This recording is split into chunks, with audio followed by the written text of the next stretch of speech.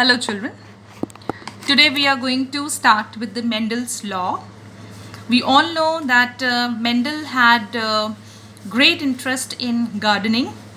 In his garden he had many sweet pea plant, that is Pisum sativum, which he chose for hybridizing, and he took different varieties of this plant, okay, and which mainly showed 7 pairs of contrasting characters. Okay, so those contrasting characters we have already discussed when we were studying about dominant and recessive alleles. Okay, so today we are going to focus mainly on the Mendel's law. Mendel had postulated 3 laws. So the first law is law of dominance. Now, law of dominance, what does it state? It states that in heterozygous condition means we are taking different dissimilar pairs. Okay, so in heterozygous condition, out of two contrasting alleles, one will express itself morphologically and the other remains unexpressed. Clear, children? So what is it? The factor that is an allele which expresses itself phenotypically is called as dominant, and the other which remains unexpressed is called recessive. So this is what is said in law of dominance. So let us understand this by the following. So here what we are doing, when we have taken the trait tall and dwarf. Okay, so when a pure tall plant is crossed with a dwarf plant, so the whole progeny is tall. How? Let us see. So here we have a parent, that is male and female.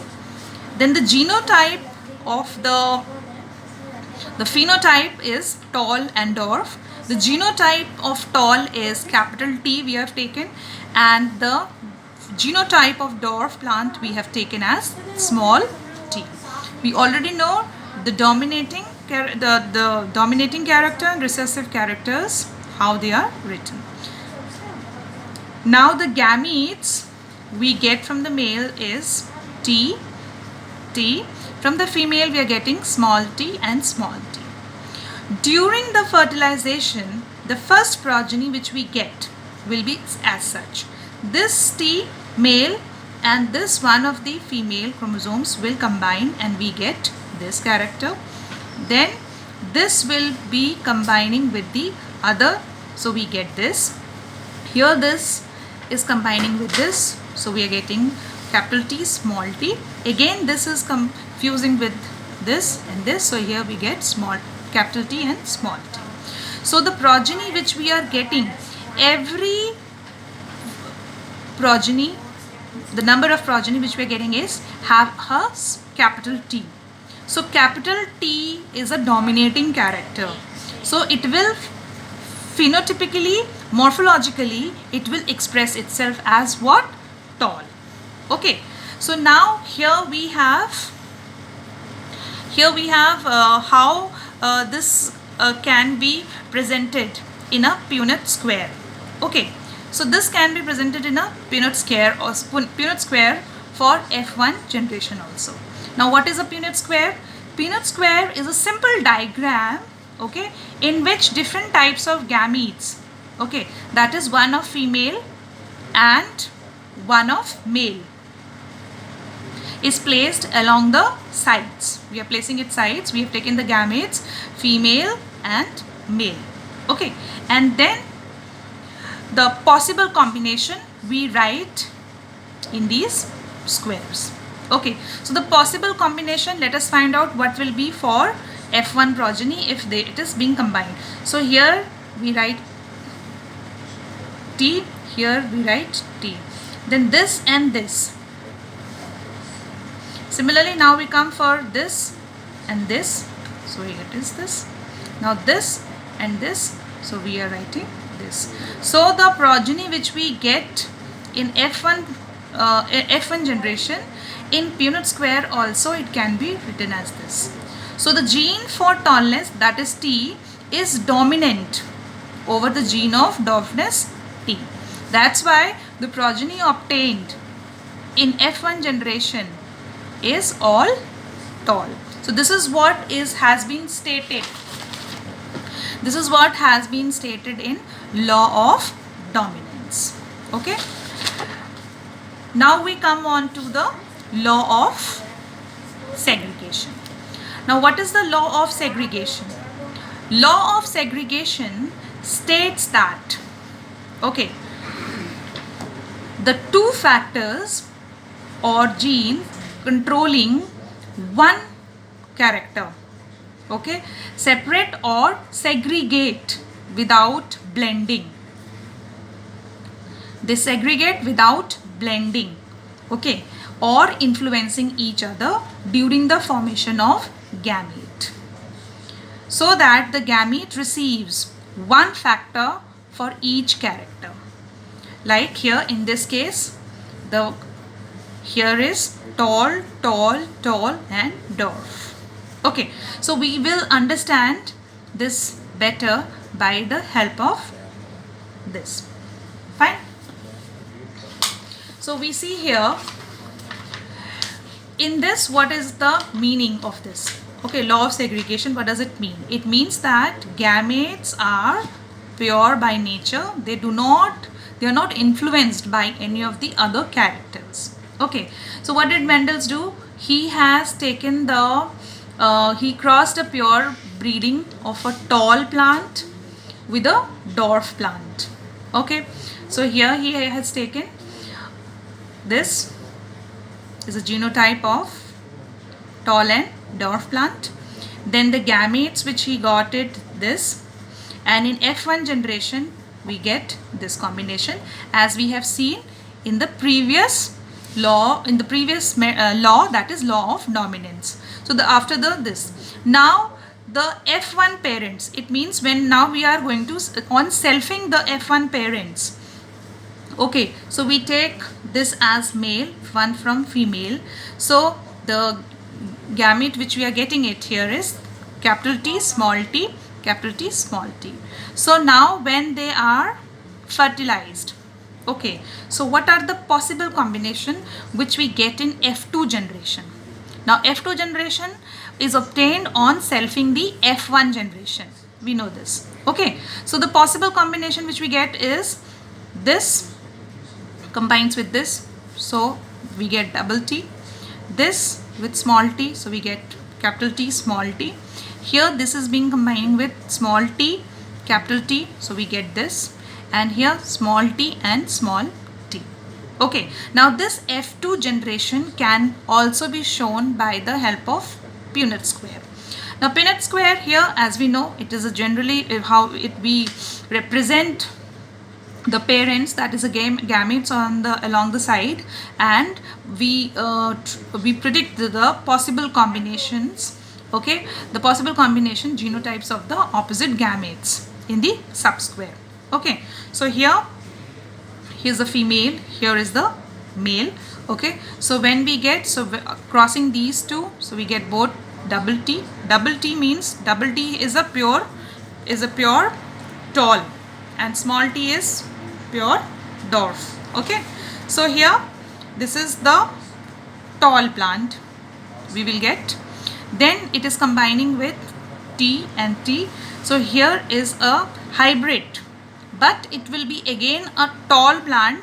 Okay, why? Because it has a dominating gametes character in it. Okay, then we have this with this, so we get here, then this with this, we get it here. This is also a hybrid, okay, but it will be a tall in phenotype will be tall, and here this is both are small t, so the phenotype will be dwarf. Okay, so we can take out this was what we have done is a monohybrid cross, because we have taken only one character, and we have self the F2 generation. Okay, so the monohybrid cross ratio in F2 generation which is obtained is, phenotypic ratio is 3:1. Why it is 3:1? Because out of these four, this is tall, this will also be tall, this will also be tall. Why? Because all of these three have capital T. Okay, this is homozygous, heterozygous, heterozygous. Fine.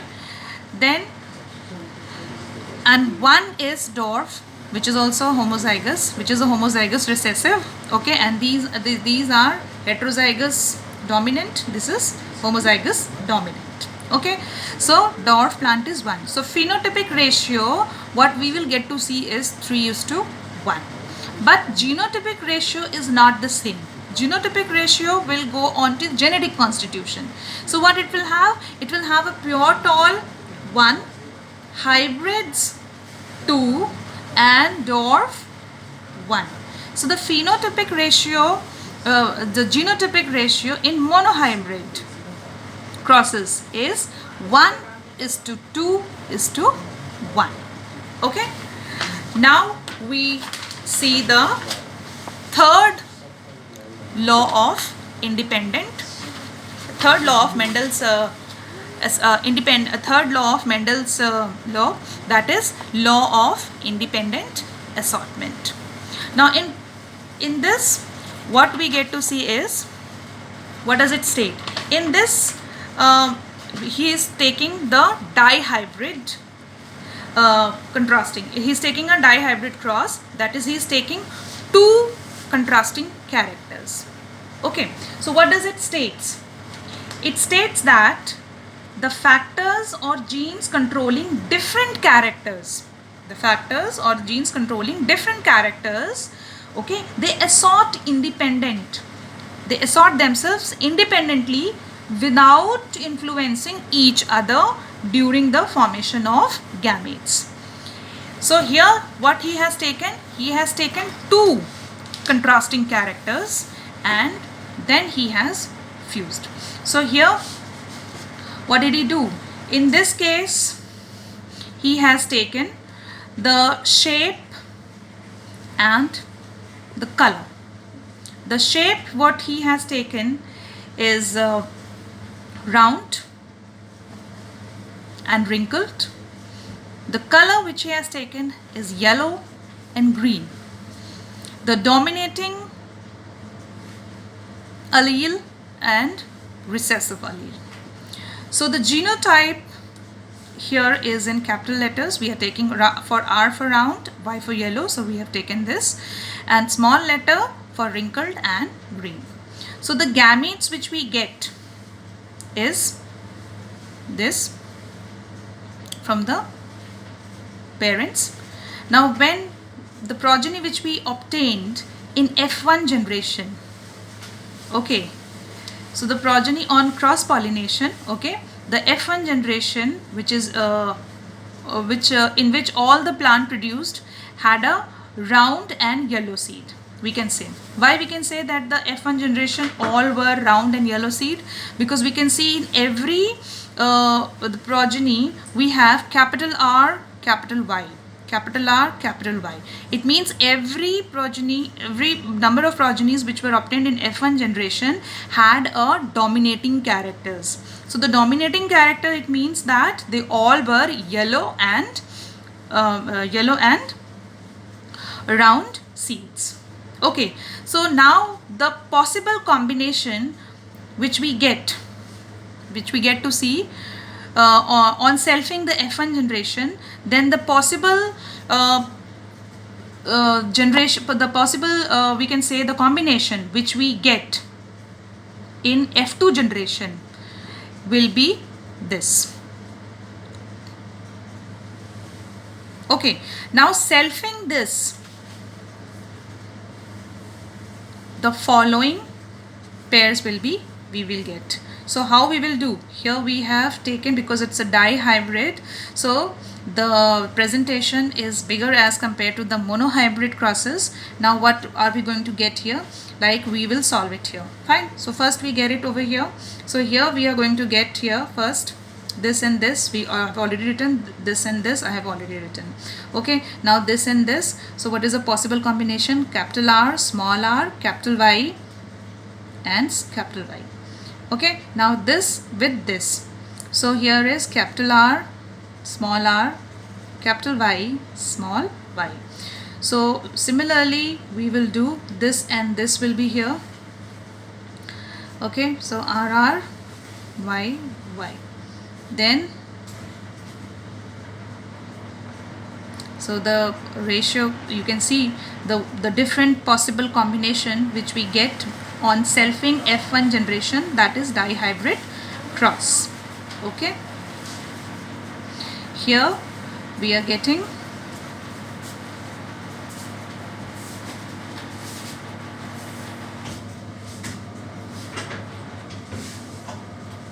you can see here the possible combination which we are getting it here is,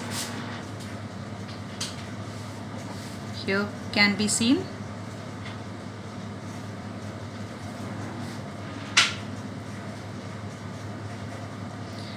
Now here we have